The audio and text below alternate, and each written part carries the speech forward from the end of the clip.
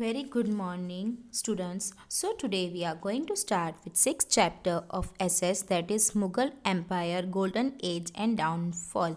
So we had talked about the Mughal Empire establishment and extension in the chapter number 4, where we discussed about some of the Mughal rulers, how the administration they carried out, the various reforms they used to practice upon, etc. In this chapter we will be dealing with some of the Mughal Empire rulers, the emperors who actually brought up many contributions, but gradually how the Mughal Empire attained its downfall. Now see page number 49. So Jalu family has gone on a tour to Delhi. Then they had taken some snaps and Palak shows that photos to the class teacher. This is that picture given on page number 49. The lady is actually pulling the string of the bell and she is actually ringing the bell. So the child asks the teacher what the situation is. So it is a bell of justice, that is Jahangir, the prominent ruler of the Mughal Empire. Jahangir, he was a lover of justice whenever it comes to anything related to न्याय, justice की जब भी बात आती थी वहाँ पर जहांगीर हमेशा जस्टिस को सपोर्ट करते थे. So this image depicts about that. So, the teacher told today we will see more about Mughal rulers. After the death of Akbar, the most powerful and influential ruler of the Mughal dynasty, Jahangir ascended the throne of Delhi. Akbar के death के बाद Jahangir throne में आ गए.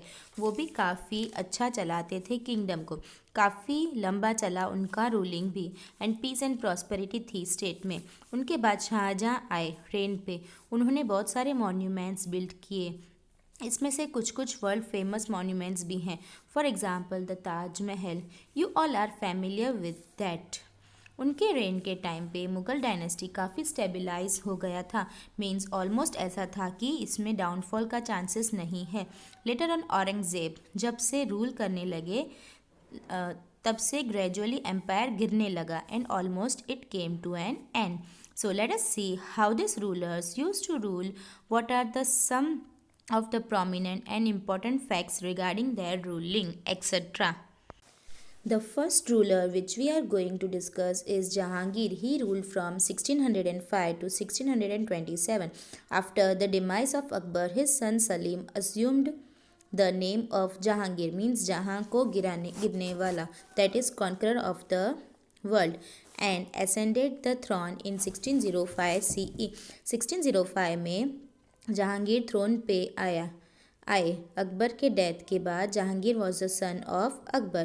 Prince Khusrau revolted against him and so Jahangir imprison him. Khusrau ने उनके खिलाफ war breakout करवाया.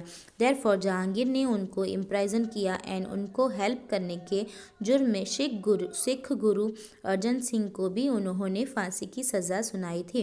During Jahangir's reign Hawking and Thomas Roy visited India and they actually wanted to start up the trade with India. So they were the representatives of the King of England and sought permission to trade in India. Jahangir's wife Noor Jahan was very beautiful and ambitious. Most of the administrative work of the empire was handled by her.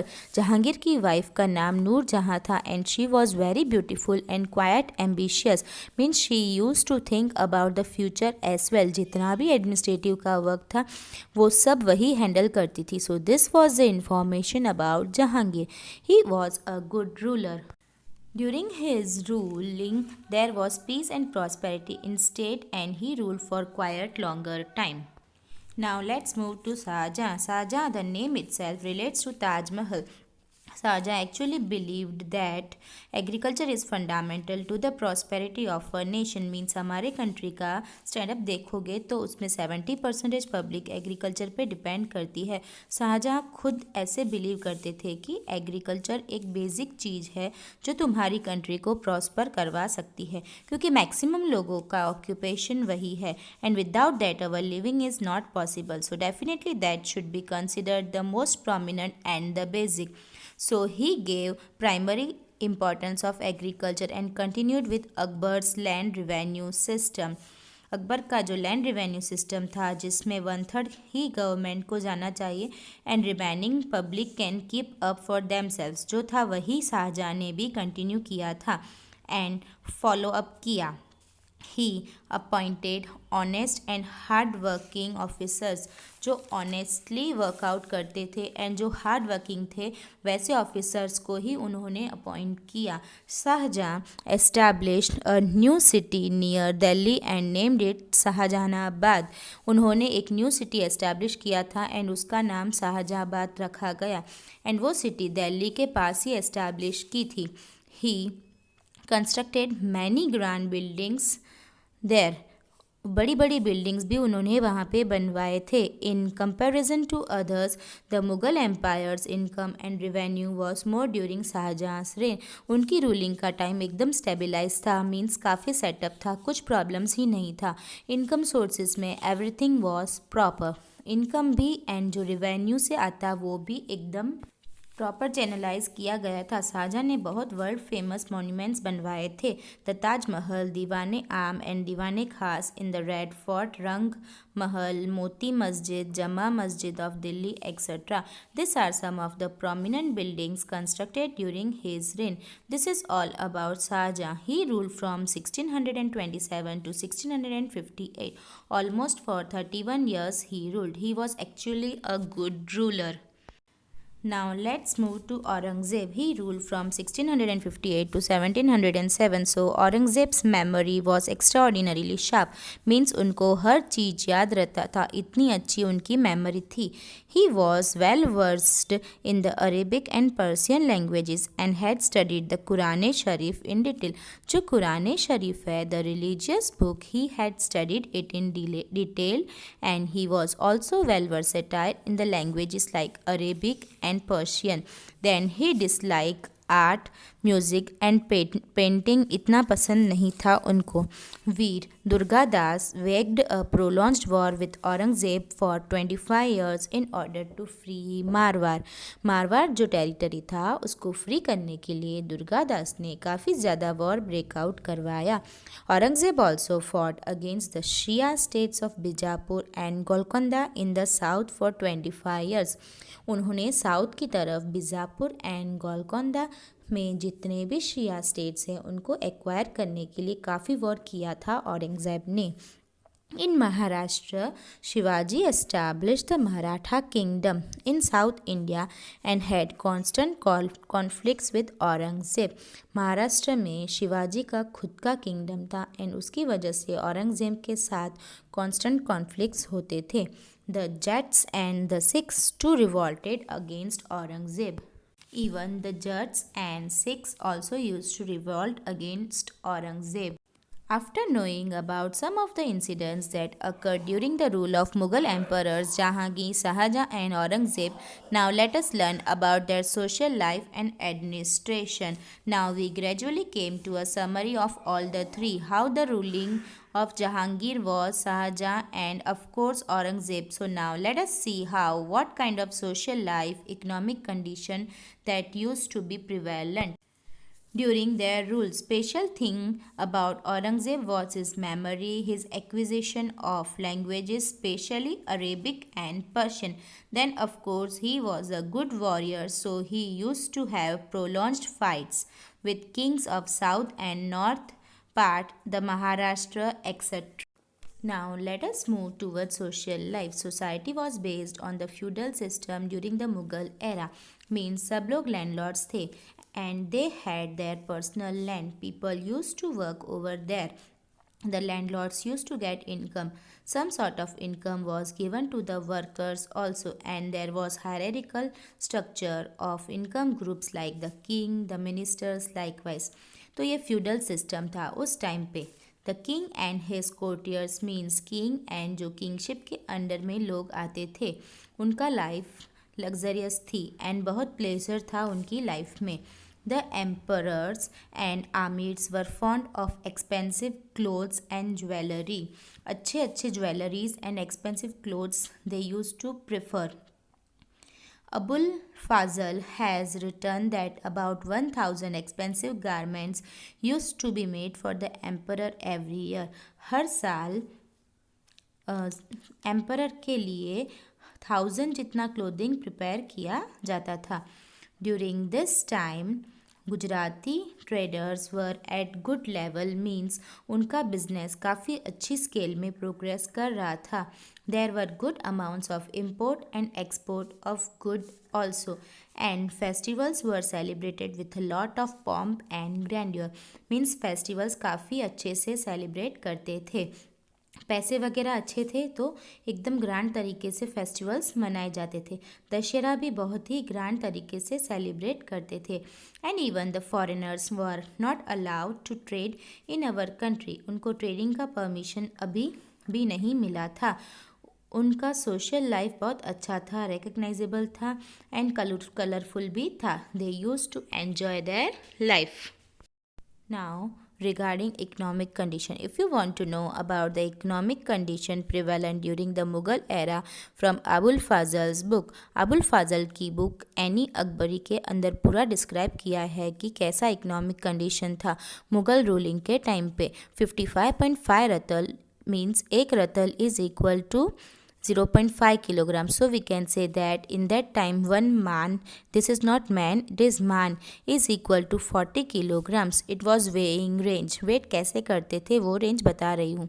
1 man is equal to 40 kg, ऐसा range था। Shawls Lahore में से लाया जाता था। धुरीस means carpet, वो फतेहपुर शिकरी से मंगवाया जाता था। Then cotton cloth from Gujarat. Dhaka's muslin means वो एक काइंड ऑफ कॉटन है। So it is so soft the whole cloth can pass through one single finger ring, means एक अंगूठी में से पूरा कपड़ा पास हो जाएगा, इतना सॉफ्ट एंड स्मूथ पतला मटेरियल था।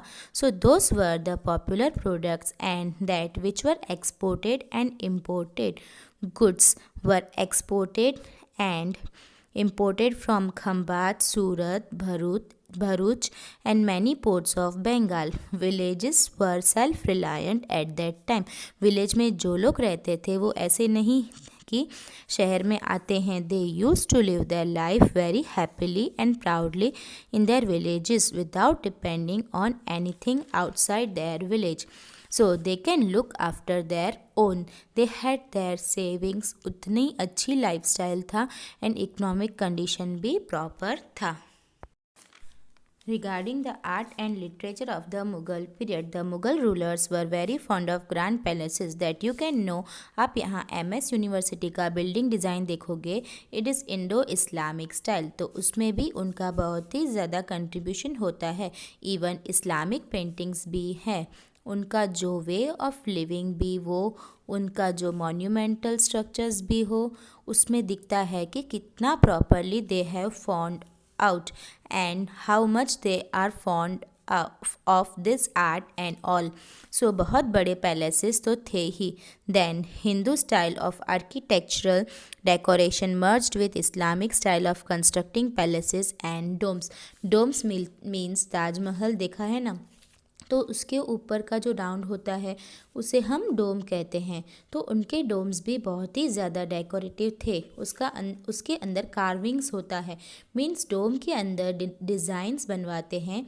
So that was prominent thing during their ruling.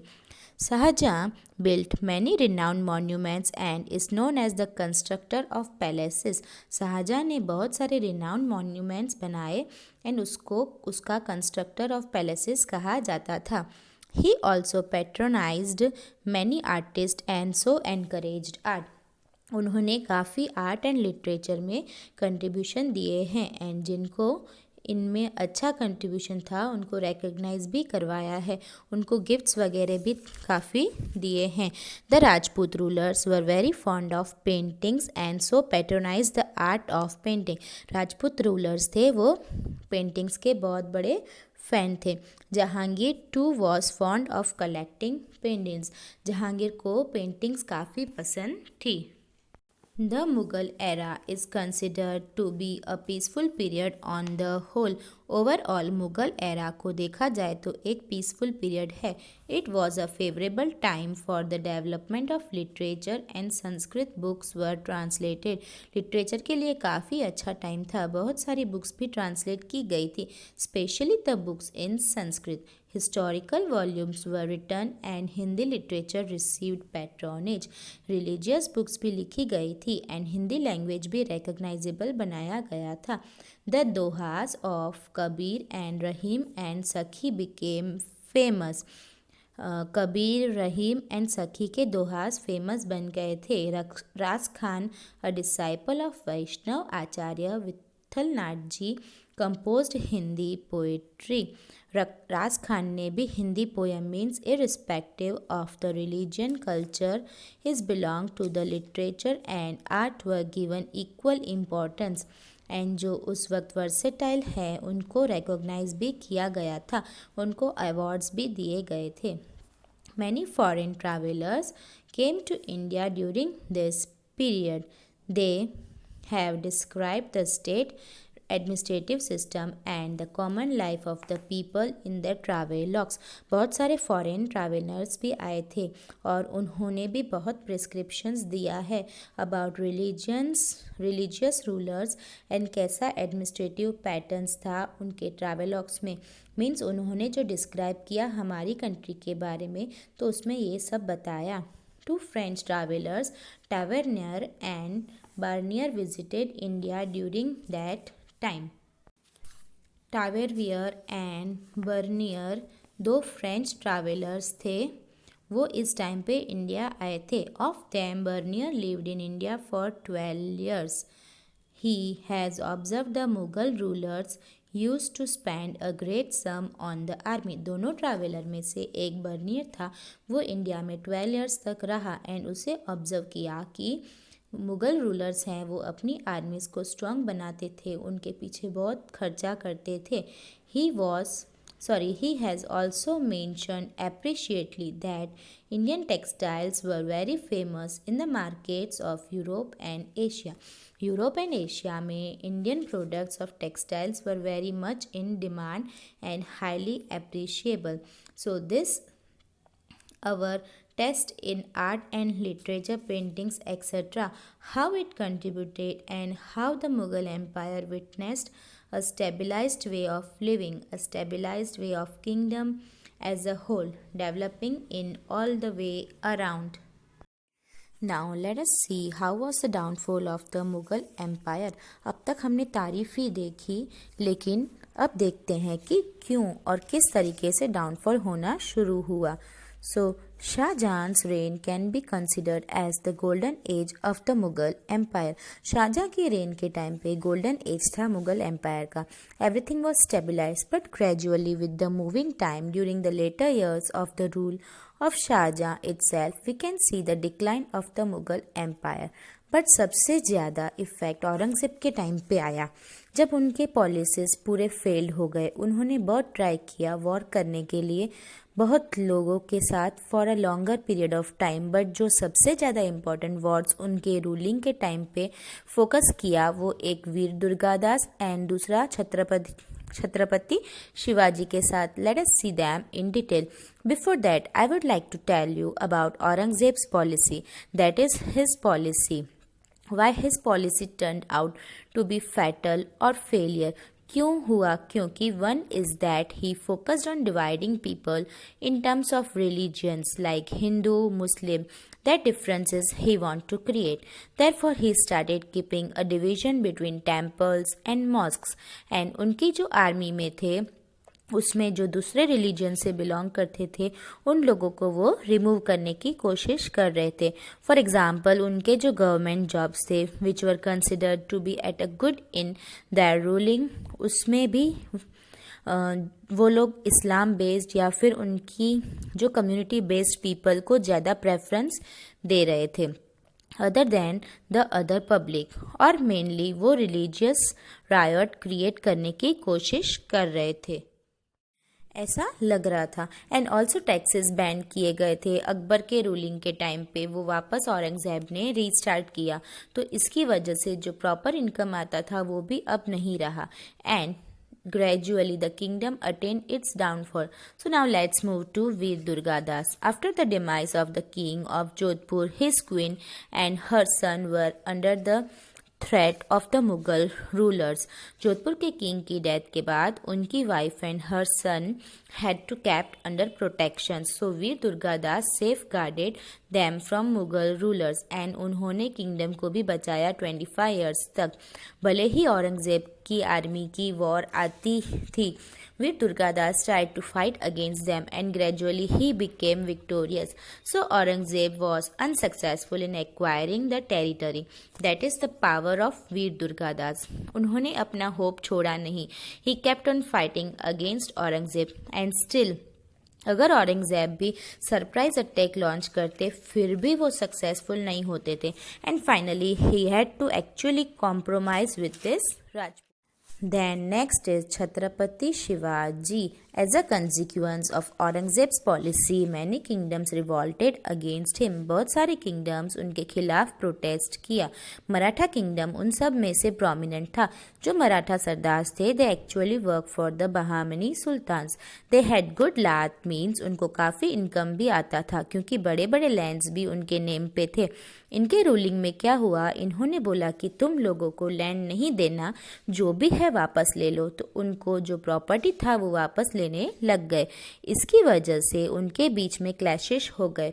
But the need to establish an independent and strong Maratha kingdom arose with the emergence of Shahaji Bhosle, the brave and capable leader. Later, Shivaji Maharaj, his son, took over the mantle of the Maratha kingdom. Shahaji जो थे उन्होंने उनका दृढ़ निश्चय था. We can say that he had a great will that मुझे Maratha kingdom establish करना है. I want that back. तो उनको वो कंटिन्यूअस डेडिकेशन उनके बेटे में भी आया जो थे शिवाजी महाराज. तो उन्होंने भी फिर कंटिन्यूअसली वॉर रीच आउट किया, वो भी 25 ईयर्स तक. औरंगजेब के साथ लड़ते रहे जब तक उनको जस्टिस चाहिए वो नहीं मिला. दैट इज़ उनको जो लैंड है वो किंगडम सेटअप करना है, वो जब तक सेटअप नहीं हुआ तब तक he kept on fighting and he didn't get defeated. Shivaji Bhosale was born in 1630 CE in the Shivneri fort. He was raised by his mother Jijabai and mentor Dadoji Konddev. Shivaji Bhosale 1630 में शिवनेरी फोर्ट में बॉर्न हुए थे.